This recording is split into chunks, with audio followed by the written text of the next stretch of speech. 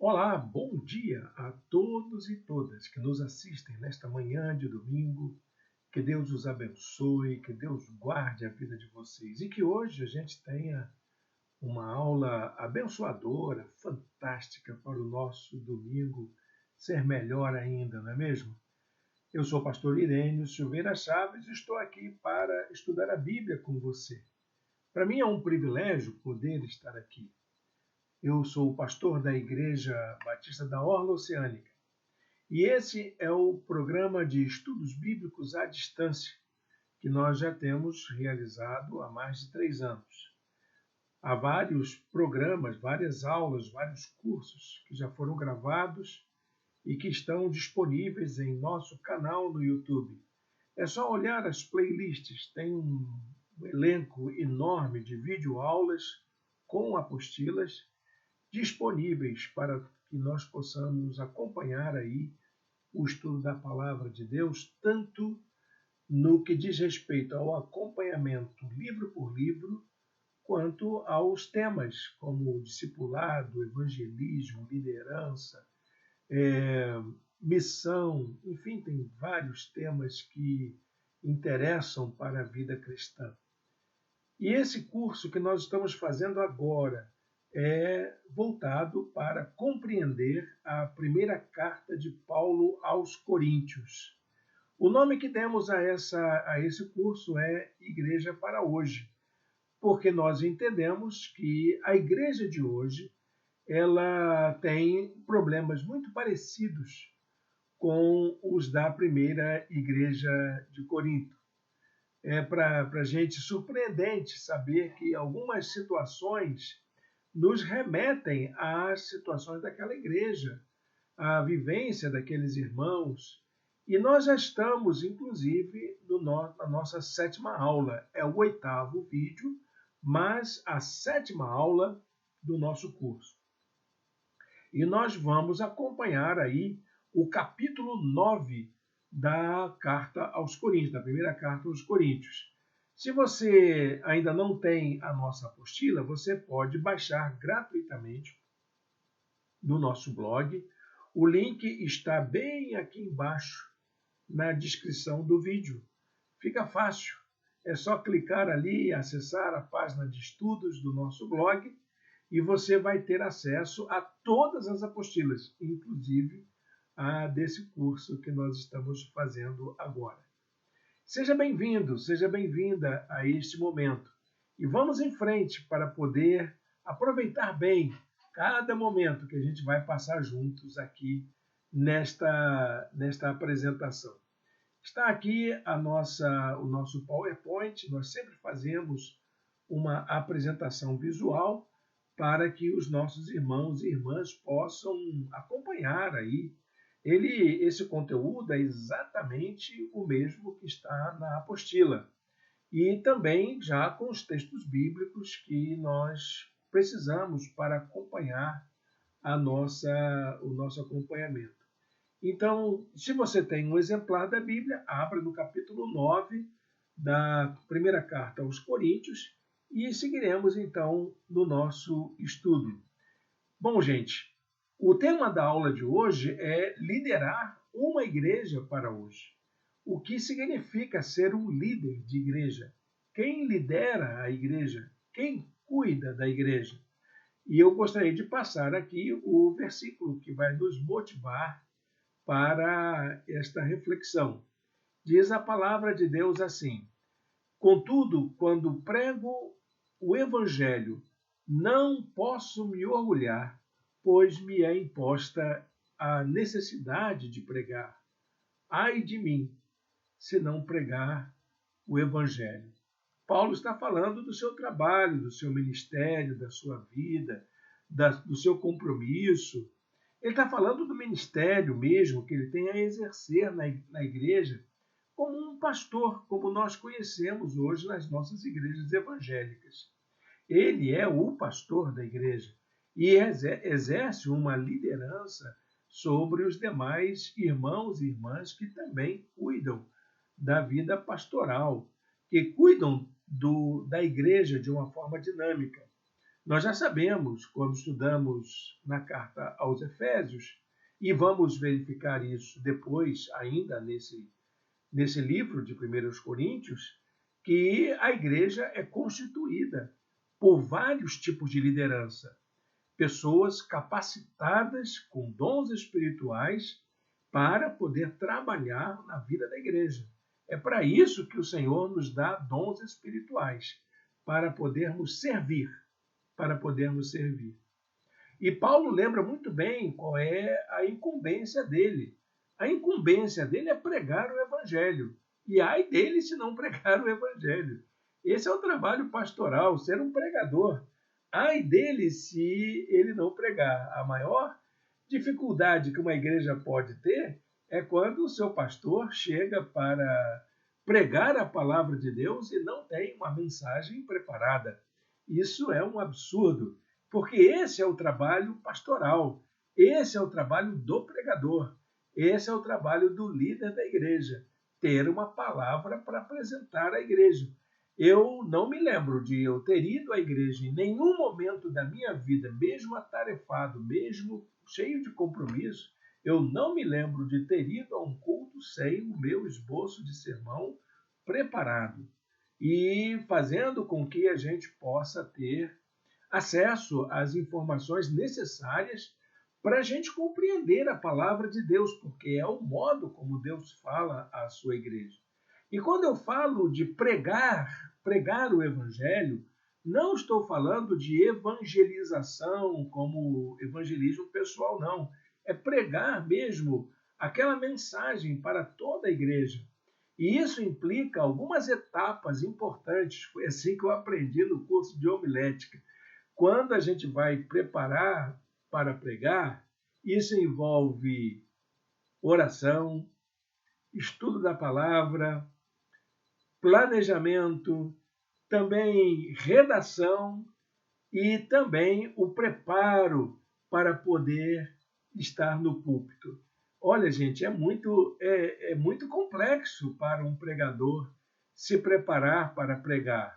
Não pense, meus irmãos, minhas irmãs, você que almeja algum dia pregar o Evangelho, não pense que é só ir lá na frente e fazer barulho, falar meia dúzia de palavras mágicas que as coisas vão acontecer. Não, o pregar é uma arte. Pregar é um trabalho laboral do pregador, é onde ele vai fazer a exegese do texto, ele vai examinar a palavra, ele vai tirar lições, ele vai pensar na necessidade dos membros da igreja, das pessoas que vão ouvi-lo. Enfim, é um esforço muito grande. E Paulo vai falar que isso é apenas um aspecto do seu ministério, Então, nós já percebemos que no capítulo 9 da primeira carta aos Coríntios, Paulo está falando de ministério, está falando de trabalho, está falando de pregação do evangelho, ele está falando do trabalho pastoral. E é isso que vamos tentar entender nesta carta hoje. Hoje, o nosso estudo bíblico vai se dedicar sobre o exercício do ministério na igreja, sobre quem cuida da igreja, o exercício da liderança na igreja. Se você tem o desejo de se dedicar ao cuidado da igreja, ao trabalho na igreja, olha, é uma coisa muito boa, mas eu espero que você ouça com bastante atenção o que o apóstolo Paulo tem a recomendar neste capítulo 9 sobre o trabalho dele. Vamos em frente? Então, gente, o que Paulo vai fazer no capítulo 9 de 1 Coríntios? Ele vai fazer uma defesa do seu apostolado. O ministério do apóstolo Paulo era o ministério apostólico. O que é um ministério apostólico? O ministério apostólico é aquele que vai para fora do ambiente da igreja. Então, ele precisa de uma igreja que o sustente, de uma igreja que lhe dê suporte, de uma igreja que ore por ele enquanto ele cumpre o trabalho dele fora das quatro paredes da igreja. Esse é o trabalho apostólico. E esse trabalho que o apóstolo Paulo desenvolvia enfrentava muitas críticas. Ele era criticado. Algumas pessoas achavam que ele não era apóstolo coisa nenhuma. Ele era uma pessoa que se aproveitou de uma determinada situação para poder ocupar o lugar que seria daqueles 12 que andaram com Jesus, que faziam parte do corpo de discípulos mais próximos de Jesus, o grupo dos 12. Agora, não era isso que estava somente em conta. Envolvia também dúvidas sobre a autoridade pastoral e seus direitos como servo de Deus a serviço da igreja e do reino. Então, não era só uma crítica ao seu apostolado, mas era colocar em xeque a sua autoridade pastoral. Sabe aquela hora que a gente olha para o pastor e diz: quem é você para mandar na igreja? Quem é você para poder administrar a igreja? Que competência você tem? Quem é você para poder... quais são as suas credenciais? Quais são os seus pré-requisitos? Quais são as suas habilidades para poder cuidar da igreja? E isso, meus amados irmãos e irmãs, eu vou contar um segredinho para vocês. Todo pastor, sem exceção, enfrenta esse tipo de problema. E um dia, um pastor estava relatando sua experiência de um dia. Ele saiu de casa, foi fazer alguma atividade na igreja. Quando ele passava a caminho, uma criança parou, olhou para ele e disse: pastor, minha mãe disse que você não presta. Aí ele ficou chocado com aquilo, ficou triste, aborrecido, mas ele não fez nada com o menino, ele sorriu para o menino, deu um abraço nele e seguiu adiante. Ele não sabia quem era o menino, filho de quem, mas minha mãe disse que você não presta. Quando ele chegou na igreja, estava ali um grupo de irmãos o aguardando. E aí, então, esse grupo de irmãos, muito humildemente, procurou o pastor, se aproximou do pastor para dizer: pastor, nós precisamos muito da sua ajuda. Só o Senhor pode nos ajudar nesta hora. Aí ele parou de novo, ficou pensando: meu Deus, que agonia é o ministério pastoral. Eu acabei de sair de uma situação de que sou uma pessoa que não presta para uma pessoa que é tremendamente necessária. Quem sou eu? Que é a vida pastoral? É assim mesmo, irmãos, não se escandalizem com isso, não. E se tem pastor ou pastora que me ouvem aqui, sabe do que eu estou falando. Sabe que é assim, que é a conduta pastoral mesmo. Nós estamos suscetíveis às críticas das mais diversas formas. E o apóstolo Paulo recebia essas críticas, mas ele não se ofendia com isso. Claro que isso mexe com a gente, não é, irmãos? Não é, irmãs? Isso mexe com a gente. Você ser chamado de alguma coisa que você está se empenhando para fazer e alguém duvidando da sua competência, da sua habilidade, da sua condição pessoal para poder cuidar da igreja. Então, a vida pastoral é isso. E o apóstolo Paulo vai colocar estas condições em questão. Ele chama a igreja para pensar nisso. Ele chama a igreja para refletir sobre o cuidado pastoral. O que é liderar uma igreja? Há muitas pessoas que acham que é fácil. Eu me lembro de uma irmã que era uma líder da nossa igreja. E então eu estava dando assistência ao trabalho de uma congregação da igreja que eu pastoreava. E eu estava chegando da igreja e aquela irmã estava me aguardando, chegando da congregação na igreja, E aquela irmã estava me aguardando para poder conversar comigo rapidamente. E aí eu desci do carro, fui para o gabinete e ela disse: pastor, eu já fiz tudo na igreja, já estudei tudo, já sei tudo. Estou nessa igreja há tantos anos, eu sou uma pessoa calejada de igreja. Eu agora quero liderar, quero fazer alguma coisa, eu quero trabalhar na frente, na linha de frente. Aí eu disse para ela: minha irmã, que ótimo. Acabei de chegar da congregação e lá está precisando de uma professora na escola bíblica dominical. Quer aceitar esse desafio? Ela disse: pronto, está feito, eu aceito o desafio. E aí ela começou a fazer o trabalho. Primeira semana ela foi bem, segunda semana mais ou menos. Na terceira semana ela me procura de novo. Pastor, eu descobri que eu não tenho preparo para poder estar à frente de uma igreja, de um trabalho, de um ministério na igreja. Há muitas pessoas enganadas com isso, que acham que o ministério está ligado à pompa, ao brilho de estar à frente. Não, o ministério envolve responsabilidade, envolve compromisso. A partir do momento que você assume um compromisso de um ministério na igreja, seja ele qual for, você passa a ser vidraça, você passa a ser alvo de críticas. E muito mais ainda quando esse cargo for mais elevado, envolver maior responsabilidade, quem sabe ser um pastor ou pastora de uma igreja, de um pequeno grupo. Isso envolve um grande compromisso e você vai ser alvo de críticas, com certeza. Não tenha dúvidas quanto a isso. Por isso, meus amados irmãos e irmãs, Paulo está colocando isso para a igreja. Porque a autoridade pastoral, a autoridade de quem lidera na igreja, ela é um assunto de muita importância para toda a igreja. Eu tenho para mim que quando a autoridade do pastor é colocada em questão, quando os irmãos da igreja se levantam para questionar, está no direito, viu, meus irmãos? Não estou falando que está errado, não.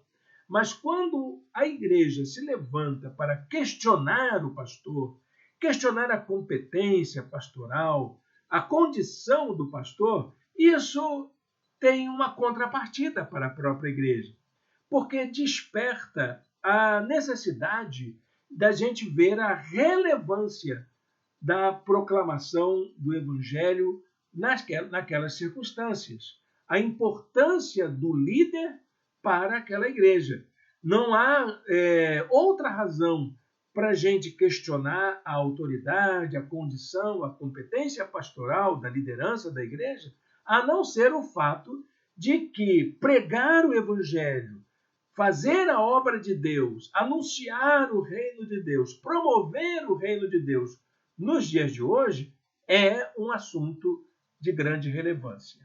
E a gente não deve parar só nas críticas, porque quando a gente vai criticar o pastor, vai encontrar carências, vai encontrar lacunas, vai encontrar necessidades dele também.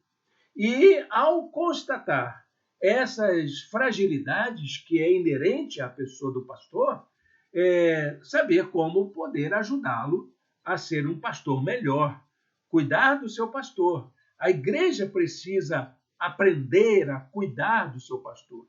É isso que Paulo está querendo enfatizar aqui. A igreja ser despertada para cuidar dos seus ministros, cuidar dos seus líderes, cuidar das pessoas que trabalham na igreja. A proclamação do evangelho, promover o reino de Deus, se dá de duas formas. Primeira é o anúncio. A igreja ela precisa aprender a ser uma anunciadora das boas novas do evangelho. E fazer o anúncio é uma estratégia, porque não é fácil fazer anúncio. A gente que vive hoje no mundo das redes digitais, das redes de comunicação, nós sabemos o quanto é difícil o exercício do anúncio, da comunicação. Mas também a proclamação do evangelho ela se dá através da vida de testemunho. Então, os pastores, de um modo geral, os líderes da igreja, os ministros, de um modo geral, eles precisam se ocupar disso. Como que eles podem tornar mais visível a mensagem do Evangelho através da sua prática pastoral, mas também da sua vida. Não só da sua prática pastoral, mas também da sua prática ministerial. Como que a gente pode tornar o Evangelho mais compreensível, mais acessível ao maior número de pessoas, seja pela minha prática ministerial, seja pelo meu testemunho de vida? Como é que eu faço isso? Estas atividades são essencialmente, tanto o anúncio quanto o testemunho, são práticas essencialmente pastorais. A gente precisa esclarecer aqui o que é ser pastoral. Você sabe o que é ser pastoral, meu irmão, minha irmã? O que é atividade pastoral?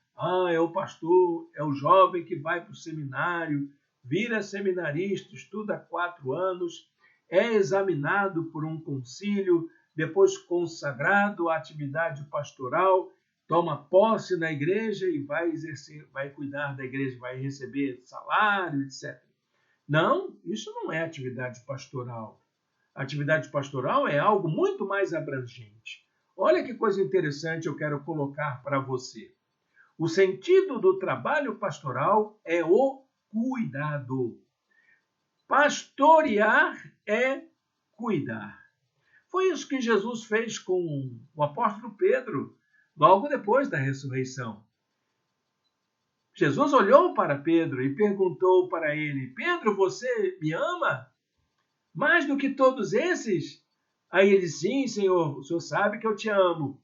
E ele perguntou 3 vezes, e cada vez que Pedro respondia que ele sim amava ao Senhor, ele disse: então, apacenta os meus cordeiros, cuida das minhas ovelhas, alimenta as minhas ovelhas, guia as minhas ovelhas, cuida das feridas das minhas ovelhas. É isso. Cuidado pastoral é o cuidado das ovelhas. Cuidado da sua alimentação, da sua segurança, da sua saúde, cuidado da sua espiritualidade, cuidado em seu aprendizado, em seu conhecimento. É isso que é ser pastor. Pastor é cuidar de gente. Pastor não é cuidar de obra. Pastor não é cuidar de dinheiro da igreja. Pastor não é administrador. Pastor cuida de gente. E, claro, o pastor tem habilidades aí que ele estudou no seminário para poder administrar uma igreja. Eu, por exemplo, quando eu fui para o seminário, uma das preocupações maiores que eu tinha era: se eu pastorear uma igreja que não pode me dar o sustento, como é que eu faço? Então, eu me habilitei para ter uma profissão. E nessa profissão eu me desenvolvi, eu tentei ser o melhor profissional que eu podia na profissão que eu tinha, para que eu pudesse cuidar bem da igreja onde eu fosse pastor, seja ela uma igreja grande, seja ela uma igreja pequena, seja ela uma igreja de posses, seja ela uma igreja de poucos recursos. E graças a Deus, Deus usou poderosamente esse aspecto, essa peculiaridade da minha vida para que eu pudesse chegar até aqui. O trabalho pastoral, meu irmão, minha irmã, você que almeja, você que sonha um dia ser pastor, saiba disso. Ser pastor é cuidar de gente, ok? Escreve aí no papelzinho, não está na apostila essa afirmação. Ser pastor é cuidar de gente. São funções da liderança pastoral. Então, preste bem atenção nessas funções. Primeiro, encorajar as pessoas da igreja a testemunharem do Evangelho. Isso é o pastor que tem que fazer o tempo todo. Encorajar as pessoas a serem boas testemunhas do amor de Deus. Segundo, equipar os santos para o anúncio do Evangelho, oferecer aos membros da sua igreja os recursos, o entendimento, o conhecimento da palavra, o conhecimento da doutrina, o conhecimento da história, da igreja, da graça de Deus, da revelação de Deus, para que seus membros possam estar bem equipados para responder com segurança aos grandes desafios que o mundo apresenta para nós e também servir de exemplo para o corpo de Cristo. O pastor precisa ser o exemplo para as suas ovelhas. Não tem jeito, gente. Meu querido pastor, se você está me ouvindo, a gente precisa ser exemplo para as nossas. Exemplo até mesmo nas nossas fragilidades, como seres humanos que somos. Precisamos cuidar disso. Então, veja bem, são 3 coisas. Meu irmão, minha irmã, você que está aí, quem sabe, questionando o seu pastor, tomara que não seja eu o seu pastor, né, que você está questionando, mas se você questiona o seu pastor, pense nisso. Em que área dessas ele está falhando? Ele é uma pessoa que encoraja a sua igreja a testemunhar do amor de Cristo. Ele equipa a sua igreja a ser uma agência anunciadora do Evangelho. Ele serve de exemplo para o corpo de Cristo. Você acha que se você seguisse o exemplo dele, você seria uma pessoa consagrada na igreja? São questões para a gente levantar. O trabalho pastoral da igreja abrange, então, todos aqueles e aquelas que cuidam de áreas específicas de ação, sobretudo aqueles que têm a responsabilidade de zelar pela missão da igreja. Então, a igreja, geralmente na igreja batista, como nós temos um pastor, né? Mas todas as pessoas que cuidam da igreja têm esse lado pastoral, esse aspecto pastoral da vida da igreja. Por isso que no estatuto da nossa igreja tem lá o pastor titular, porque tem os pastores que vão cuidar de outras áreas. O pastor que vai cuidar das crianças, o pastor que vai cuidar da música, o pastor que vai cuidar da administração, o pastor que vai cuidar das finanças da igreja. Então, são várias áreas pastorais que existem na igreja. E todos e todas que vão exercer o ministério da igreja assumem esse compromisso diante do Senhor e diante do corpo de Cristo. De tal maneira, meus irmãos, minhas irmãs, que quando a gente fala de que uma igreja, uma ação pastoral, vai bem ou vai mal, o êxito ou o fracasso da ação pastoral vai ser medido pela qualidade do comprometimento dos membros da comunidade com a atividade dos seus líderes. Porque o pastor não vai conseguir fazer nada sozinho. É preciso que os membros da igreja se unam, deem apoio, façam com que a vida e a atividade pastoral seja facilitada para que os resultados apareçam. Pastor não trabalha sozinho. Pastor trabalha junto com a sua igreja. Ele precisa da ajuda dos irmãos, ele precisa das orações, ele precisa do apoio, ele precisa de uma série de coisas. Eu estava pensando sobre isso. O que é que um pastor precisa? O apóstolo Paulo fala assim nos versículos 1 e 2. Não são vocês resultado do meu trabalho no Senhor? Pois vocês são o selo do meu apostolado. Vocês que estão duvidando aí, vocês só estão seguindo a Cristo porque teve um Paulo que veio aqui em Corinto e pregou o evangelho. Eu me lembro de um dia, eu estava na igreja, e eu estava muito triste porque eu achava que meu trabalho não estava rendendo resultados como eu gostaria. E aí, então, um diácono da igreja, muito querido, um grande amigo, ele pediu a palavra na igreja, disse, aqui na igreja, era uma igreja que eu estava pastoreando em outra época, quem aqui foi agregado à igreja, quem veio para a igreja na época do pastor Irênio? Aí uma grande maioria de pessoas levantou-se. E aqui, quem foi batizado pelo pastor Irênio? Olha, gente, eu fiquei tão feliz porque quase metade da igreja que estava ali fora batizada por mim. E foi uma felicidade muito grande, porque eu pude sentir essa alegria que o apóstolo Paulo está dizendo, vocês estão me criticando, mas, gente, a gente está aí por causa disso. Vocês são meus filhos na fé, vocês são frutos do meu trabalho, vocês existem porque alguém se dedicou a pregar o evangelho nesta cidade. Amém, gente? É isso que a gente precisa pensar do nosso pastor. Por mais fraquinho, por mais limitado, por mais problemático que ele seja, a gente precisa entender que a igreja está ali muito, muito e muito por causa do seu zelo, da sua dedicação. E nós, como corpo de Cristo, somos o selo, somos o atestado da eficiência desse trabalho. Então, Paulo chama a atenção para as necessidades pessoais dos que têm o dever de cuidar da igreja. Pastor tem necessidade pessoal, liderança da igreja tem necessidade pessoal. Vamos ver aqui.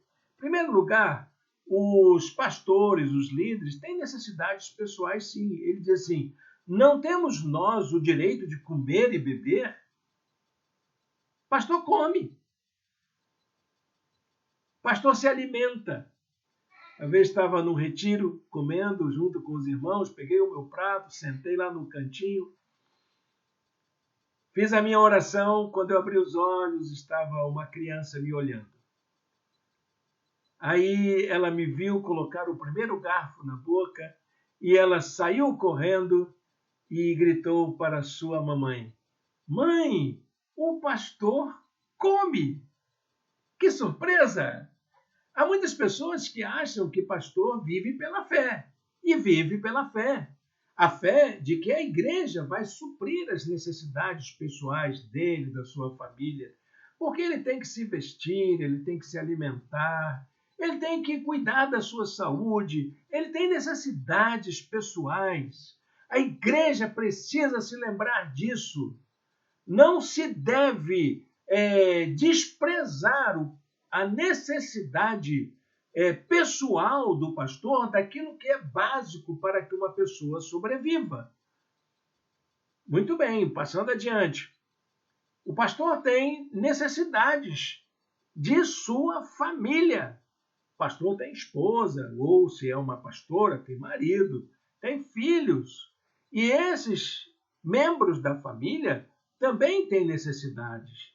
Ele diz assim: não temos nós o direito de levar conosco uma esposa crente, como fazem os outros apóstolos, os irmãos do Senhor e Pedro? Então a turma era casada e eles tinham todo um cuidado de levar a família junto. Interessante isso. Parece que Paulo e Barnabé eram sozinhos, não levavam famílias. Mas se tivesse, como é que seria o cuidado com essas pessoas? Sofreriam as agruras, as fomes, as perseguições? Teriam o apoio da igreja? Teriam o carinho dos irmãos? Ou seriam cobrados para fazerem aquilo para o qual elas não foram designadas? Essas pessoas, o cônjuge e os filhos do pastor ou da pastora. É muita crueldade da igreja cobrar da família pastoral aquilo que é coisa do pastor fazer. Há igrejas, inclusive, no processo de sucessão pastoral, que ao escolherem o pastor, querem saber se a esposa dele toca piano, sabe música, lidera grupos femininos, se faz trabalho social, ou se os filhos do pastor são músicos na igreja, tocam algum instrumento. Olha, gente, isso é um absurdo. Contrata um e leva 2, 3 e como pacote. Olha, parece que fica fácil para uma igreja se desenvolver assim. A igreja ela precisa cuidar do seu. É ótimo. Olha, estou achando, eu não estou criticando os pastores que têm esposas que se dedicam a ministérios da igreja. Porque é importante que a família pastoral também seja crente em Cristo Jesus, se envolva no trabalho, concordo plenamente. Mas isso é deles, não é da função pastoral. Isso é da consciência deles como crentes diante de Deus. Eles vão escolher, eles vão fazer a escolha deles. Não é a igreja que vai cobrar deles que façam algo como se fosse uma responsabilidade, uma função, um ministério deles de ser filho de pastor ou ser cônjuge de pastor. Bom, também tem as necessidades de sustento, de dinheiro mesmo, financeira. Porque pastor tem necessidades, por exemplo, de possuir bens, por que não? De aperfeiçoar na sua formação. O pastor precisa cuidar disso, dele, da sua família. Então, Paulo pergunta: ou será que apenas eu e Barnabé não temos o direito de deixar de trabalhar para termos sustento?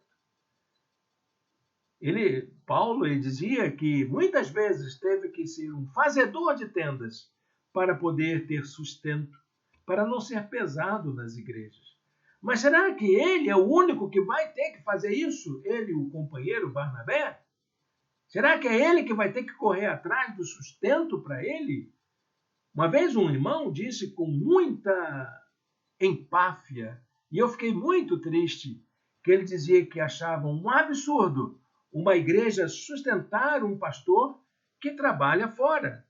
Diz, meu irmão, o que é isso? Se a igreja pode sustentar o pastor, ele vai ser sustentado por causa da sua condição diante da igreja. Quem dera que a igreja pudesse sustentá-lo de uma tal maneira que ele pudesse deixar a sua atividade laboral para se dedicar só à igreja. Pastor não tem direito de investir na sua vida, de ter um bem, de comprar uma propriedade para si, para a sua família? Gente, olha, mãozinha na consciência, porque o pastor também é gente. O pastor cuida de gente e também é gente. Então, a liderança pastoral, ela no mundo que nós vivemos, ela sempre está sob suspeita. E na época lá de Corinto, também estava sob suspeita. A cidade, a sociedade, olhava com desconfiança a função pastoral, as pessoas que trabalhavam na igreja. Por que a liderança pastoral ainda está em suspeita nesses nossos dias? E parece que cada vez mais fica mais difícil as pessoas confiarem em pastores. Em primeiro lugar, por causa do crescimento de um sentimento antirreligioso que existe na nossa sociedade. O nosso mundo se tornou arreligioso. Então, qualquer pessoa que se apresenta como religioso vai enfrentar dificuldades. Quando eu comecei a trabalhar numa universidade, no primeiro ano eu não disse quem eu era, nem o que eu fazia, nem qual era a minha religião. Fiquei no anonimato. Entrava, dava minha aula, saía. E aí, no final do ano, os professores do curso resolveram fazer uma confraternização. Então, na reunião de planejamento do corpo docente, ficaram pensando onde é que seria essa reunião de confraternização. E eu dei uma sugestão. Eu pedi a palavra, dei uma sugestão para a gente ir a um café que fica no Centro Cultural Banco do Brasil. Seria uma tarde, de uma amostra interessante para a gente conhecer. Passaríamos o dia juntos no Centro Cultural e tomaríamos um café ali na cafeteria do centro.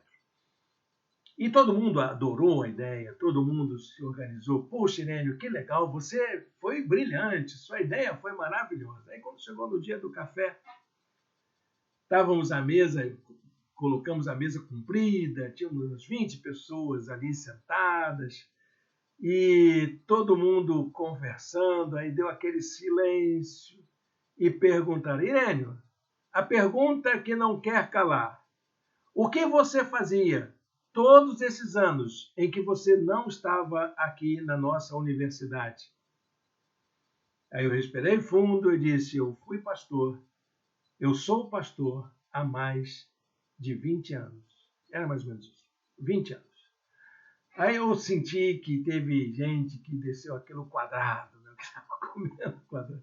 Disse, não se assusta não, gente, eu sou normal, vocês estão vendo aí que eu sou pessoa normal. E dali por diante houve uma boa amizade entre a gente, uma boa referência. A gente pôde trocar ideias, pessoas queridas que até hoje têm comigo uma grande amizade.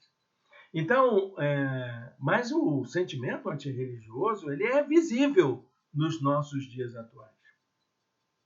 E uma outra razão, a gente não pode deixar isso de lado, é o mau exemplo deixado por muitos pastores.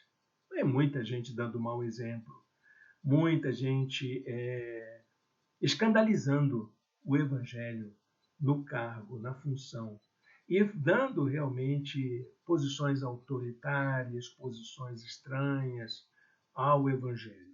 Muitos fundamentalismos, muitos anacronismos, enfim, se eu fosse listar aqui os problemas dos maus exemplos dos pastores, eu perderia muito tempo.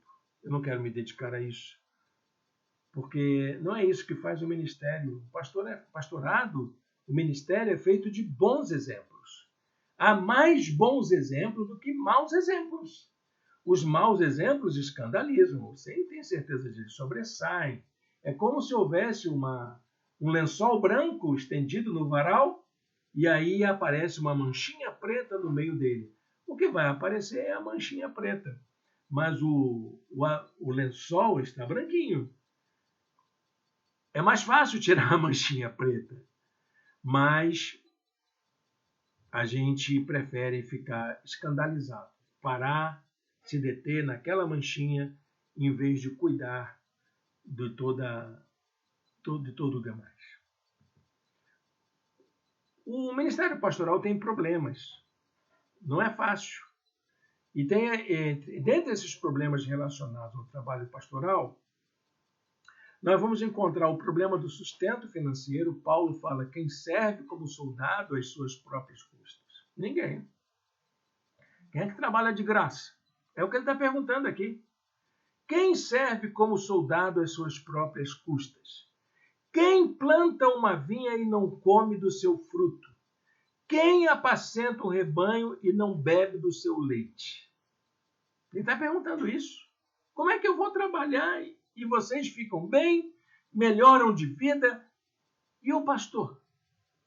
Quem vai cuidar dele? Outro problema relacionado ao trabalho pastoral que ele chama a atenção: as expectativas equivocadas quanto à função pastoral.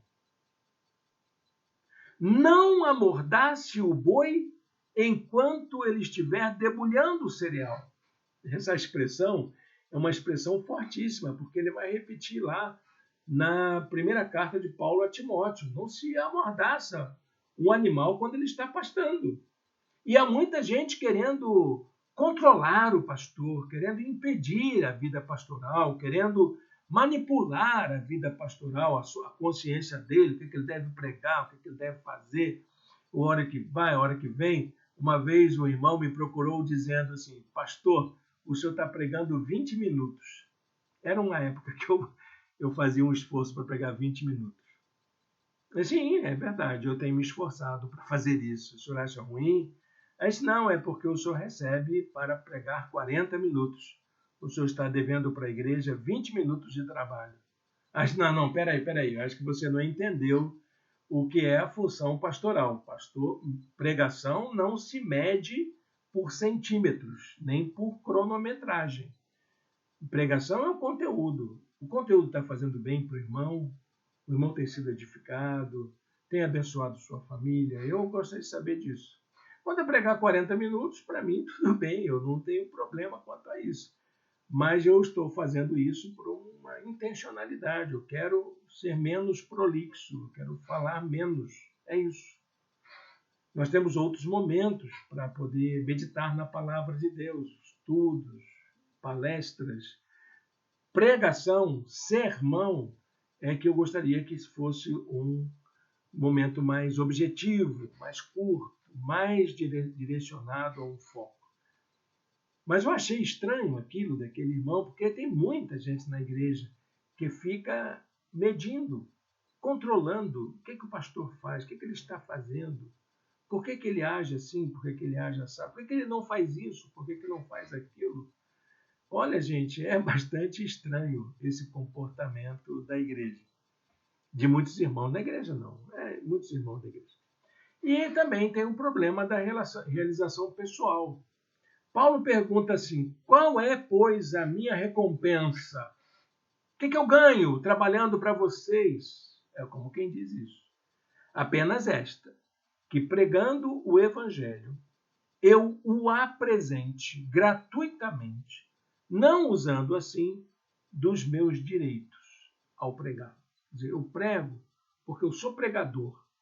Eu não sou funcionário da igreja, eu não sou nenhum conferencista da igreja, eu sou um pregador do evangelho. Quem me nomeou foi Jesus Cristo. E a igreja, ela é parte dessa jornada. Eu posso pregar aqui quanto em qualquer outro lugar.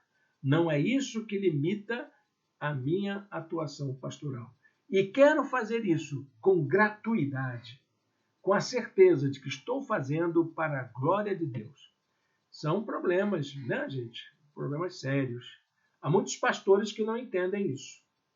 Essa questão da gratuidade, de fazer o trabalho por amor, antes de saber quanto vai ganhar.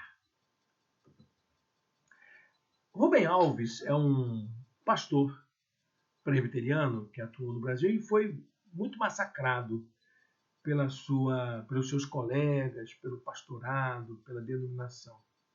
E ele, mais por questões políticas, questões intelectuais, e ele escreveu uma coisa muito interessante sobre o trabalho pastoral. Ele diz assim: o pastor no Brasil, independente de denominação, sofre duplo estrangulamento.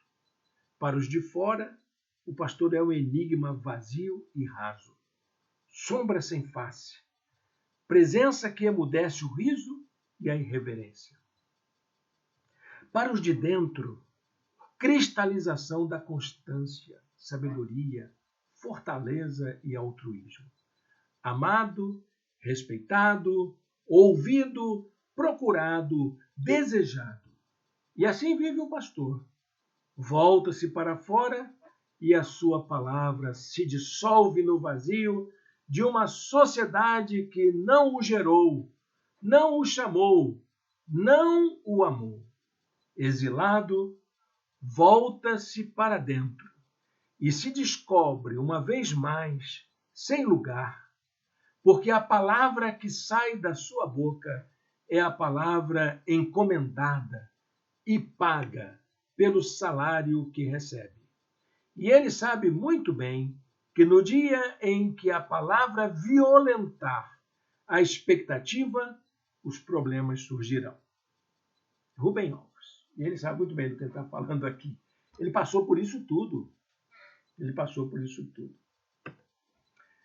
Princípio para o cuidado pastoral, então. Qual é o princípio? Em primeiro lugar, observar o que Paulo diz lá em 1 Coríntios 9:14. Da mesma forma, o Senhor ordenou àqueles que pregam o Evangelho que vivam do Evangelho. É isso, gente. Viver do Evangelho. Que coisa difícil. É o Evangelho que tem que gerar os meios para que o pastor consiga tocar adiante sua atividade pastoral. Então, uma igreja para hoje precisa atender demandas de pessoas na atualidade. Isso requer uma interação entre lideranças dedicadas e comunidades comprometidas. O pastor sozinho não vai conseguir, não. Ele vai ter que se dedicar muito, mas só vai, mesmo se dedicando, só vai conseguir bons resultados se ele tiver uma comunidade junto com ele, comprometida. É assim que funciona. Caso contrário, fracasso, decepção e sofrimento na vida pastoral. Então, por que nós temos que nos preocupar com pastores? Já tem lá a vida deles, quem cuida de pastor é Deus. Não. Vamos pensar nisso? Por que a igreja precisa cuidar dos seus pastores? Por que a gente precisa cuidar das nossas lideranças, meus irmãos, minhas irmãs? Primeiro, porque a ação pastoral é um exercício de liberdade. Não é emprego, não é profissão, não é carreira. É um exercício de liberdade. A liberdade é definida pelo interesse e a preocupação com a vida do outro. É isso que o pastor se dedica. Eu fiquei uma época sem pastorear e eu fiquei um pouco meio que perdido assim, nas minhas coisas, e então fui fazer a análise. Claro, eu sou um psicanalista, eu sei a importância, eu fui seguir o caminho da análise. E a terapeuta era uma senhora presbiteriana, muito competente. E lá, pelas tantas da análise, ela disse, no finalzinho de uma das sessões: Irênio, você precisa voltar a pastorear. Aquilo me deu uma preocupação muito grande, porque eu fiquei muito abalado. Eles mas pastorear como? Eu não quero mais trabalhar em igreja. Aí ela disse, não, você não entendeu o que eu falei. Isso é o que tem que fazer então? Próxima sessão. Aí eu passei uma semana, irmãos e irmãs, pensando naquilo. E foi aí então que eu tomei a decisão de cuidar de um pequeno grupo, de conviver com pessoas bem próximas e me dedicar ao melhor que eu posso na vida da igreja. Procurei o pastor da igreja que eu frequentava e disse, pastor, me usa para qualquer coisa aí. Pode ser varrer, pode ser limpar, pode ser atender telefone, qualquer coisa. Estou aqui para isso. E, resultado, estou aqui com os irmãos pregando a palavra de Deus, estudando a Bíblia, que é uma coisa que eu amo fazer. Não é da minha função pastoral não, tá, meus irmãos? É porque eu amo estudar a Bíblia e faço isso com amor. Então, a liberdade é definida por esse interesse, por essa preocupação com a necessidade do outro. E a gente é livre para isso, livre para fazer aquilo que Deus mobiliza a gente. A verdadeira liberdade é aquela que leva a restringir o meu direito de exercer a minha própria liberdade.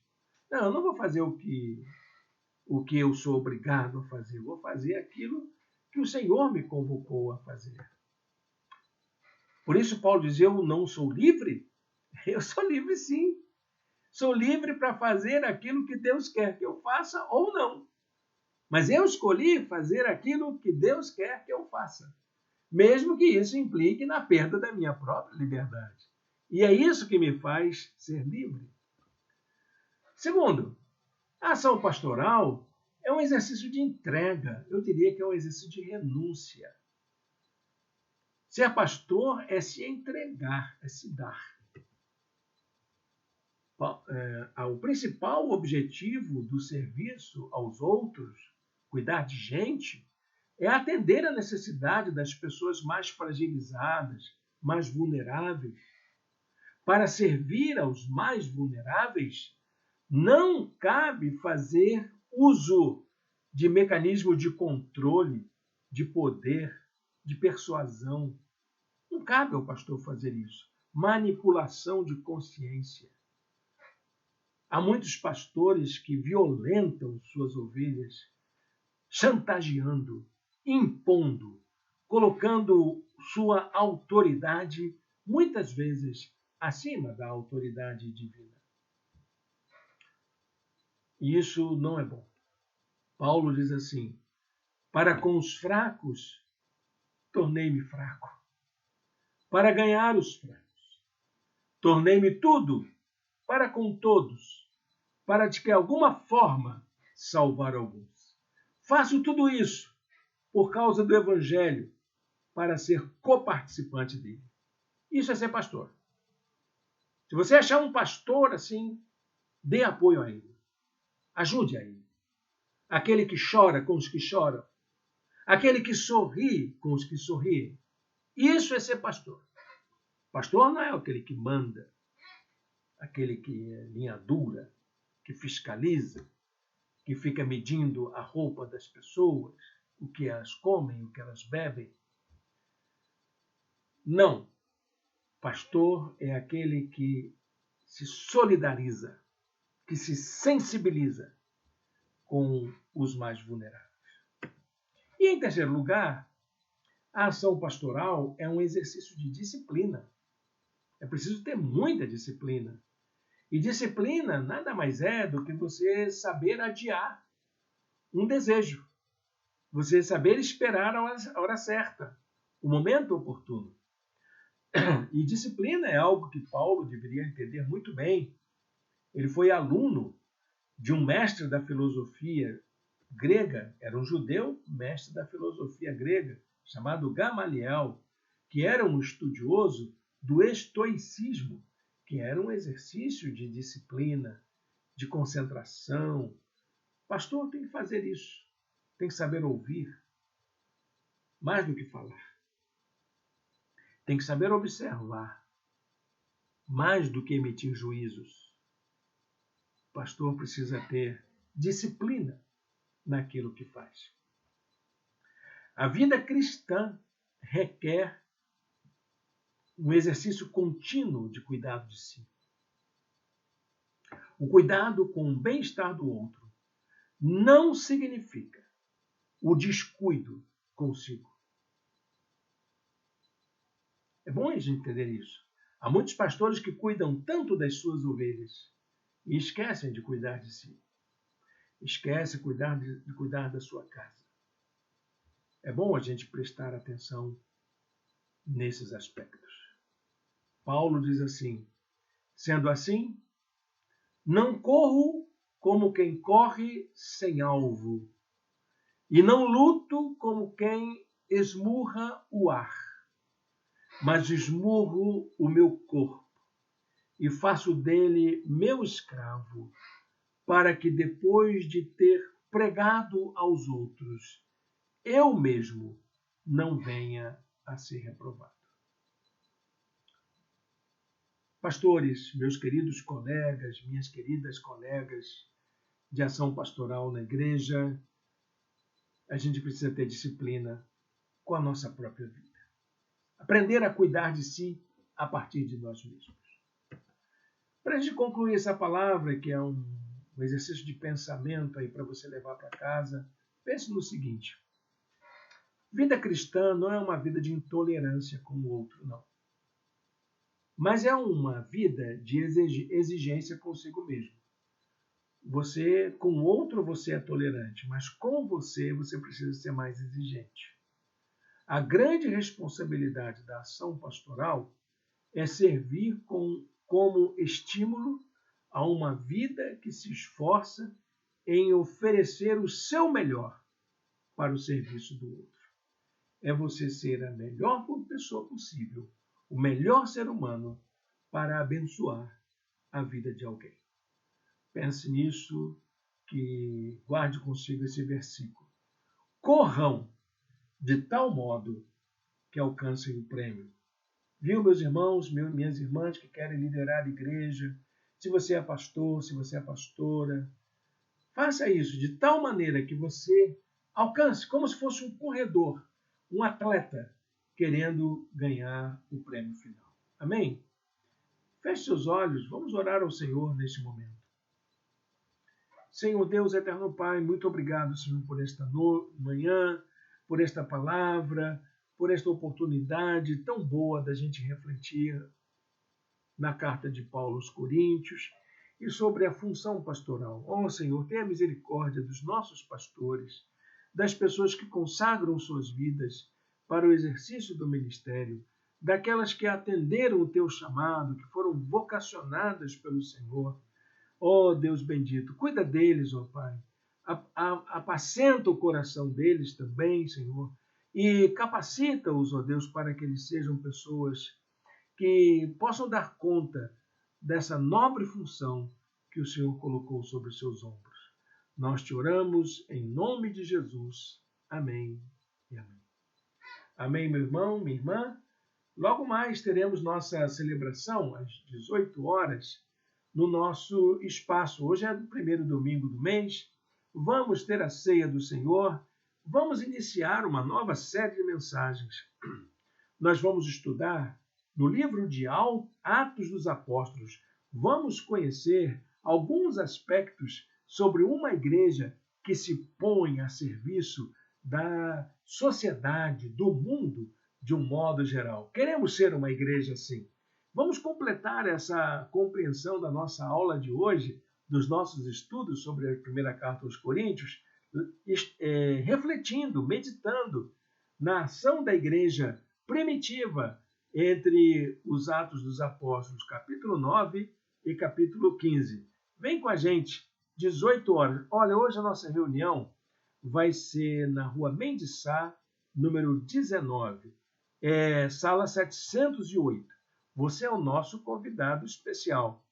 E se você tiver dificuldade, mande uma mensagem em privado para nós. Nós vamos orientá-la de maneira que você possa estar conosco de maneira fácil, de fácil acesso para todo mundo.